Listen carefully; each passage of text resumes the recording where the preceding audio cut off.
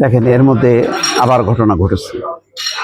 কুয়েতে হামলা হয়েছে এবং সেই হামলার ব্যাপারে ইরান বলছে যে কুয়েতে হামলার খবর যদি সত্যি হয় তাহলে এটা ইসরায়েল এবং যুক্তরাষ্ট্রের কাজ।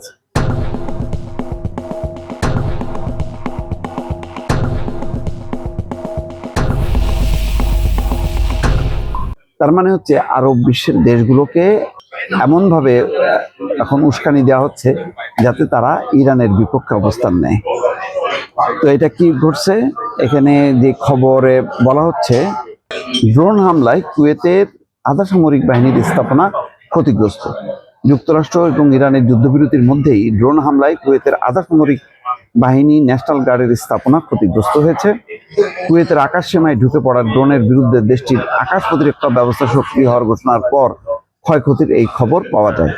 বার্তা সংস্থা কুয়েত এজেন্সি বলছেন, ড্রোন হামলায় দেশটির ন্যাশনাল গার্ডের একটি স্থাপনাকে লক্ষ্যবস্তু করা হয়েছে। ন্যাশনাল গার্ড কুয়েতের সশস্ত্র বাহিনীর একটি আধা সামরিক শাখা। প্রতিবেদনে বলা হচ্ছে এই ড্রোন হামলায় ঘটনায় স্থাপনাটি বস্তুগত ক্ষতিগ্রস্ত হয়েছে। তাহলে এই সময় তো হামলা হওয়ার কথা না, কোনো রকম হামলাই তো হওয়ার কথা না, তারপরও যে হয়েছে এটা নিশ্চয়ই রহস্যজনক এবং উদ্দেশ্যমূলক, এ ব্যাপারে তো কোনো সন্দেহ নেই। আইআরজিসি কি বলছে যে যুদ্ধবিরতি চলাকালে কোনো ক্ষেপণাস্ত্র ছোড়া হয়নি। যুদ্ধবিরতি শুরু হওয়ার পর থেকে এখন পর্যন্ত ইরানের সশস্ত্র বাহিনী কোনো দেশের দিকে কোনো ক্ষেপণাস্ত্র ছোড়েনি বলছে আইআরজিসি। কুয়েতের আধা সামরিক বাহিনীর ন্যাশনাল গার্ডের একটি স্থাপনায় ড্রোন হামলায় ক্ষতিগ্রস্ত হবার প্রতিক্রিয়ায় আইআরজিসি এই কথা বলছে। গণমাধ্যমে প্রকাশিত এই খবরগুলো যদি সত্যি হয়ে থাকে তবে এটি নিঃসন্দেহে জায়নবাদী শত্রু অথবা আমেরিকার কাজ। বিবৃতিতে বলা হয়, ইরানের সশস্ত্র বাহিনী যদি কোনো লক্ষ্যবস্তুতে আঘাত আনে তবে তার দাপ্তরিক বিবৃতির মাধ্যমে সাহসের সঙ্গে ঘোষণা করবে। এবং ইসলামী বিপ্লবী গার্ড পরিষ্কারভাবে বলছে যে এটা তাদের কাজ। কুয়েত অভিযোগ করছে যুদ্ধবিরতি চললেও তেহরান এবং তার মধ্যস্থ গোষ্ঠীগুলো হামলা অব্যাহত রেখেছে, কিন্তু তেহরান এই অভিযোগ অস্বীকার করেছে। বলেছে গণমাধ্যমে প্রকাশিত প্রতিবেদন যদি সত্যি হয়ে থাকে তবে এটা নিঃসন্দেহে এটা ইসরায়েল এবং যুক্তরাষ্ট্রের কাজ।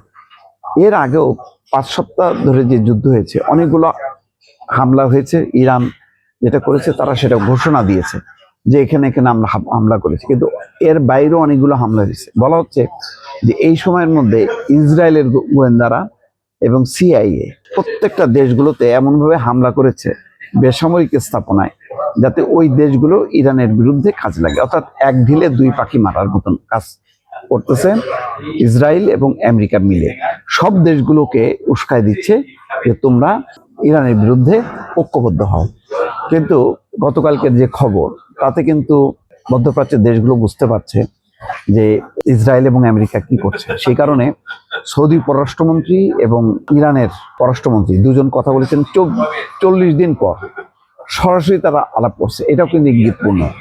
তার মানে সৌদি আরব এবং মধ্যপ্রাচ্যের অন্যান্য দেশ চায় না যে তারা ইসরায়েল আমেরিকার ফাঁদে পড়ে ইরানের সাথে পার্মানেন্ট কোনো শত্রুতায় লিপ্ত।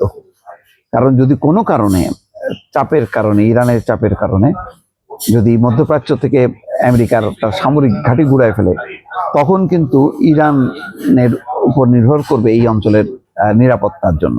সেই কারণে সৌদি আরব এবং ইরান মিলে এখন হয়তো তাদের আলোচনা যে আমরা 2 দেশ মিলে আমাদের নিরাপত্তা নিশ্চিত করব এবং আমরা এই অঞ্চলে এই ইসরায়েলের যে আধিপত্য সেই আধিপত্য আমরা কোনোভাবেই আর বরদাস্ত করব না। এমন আলোচনা হয়তো সামনে আসতে পারে দর্শক।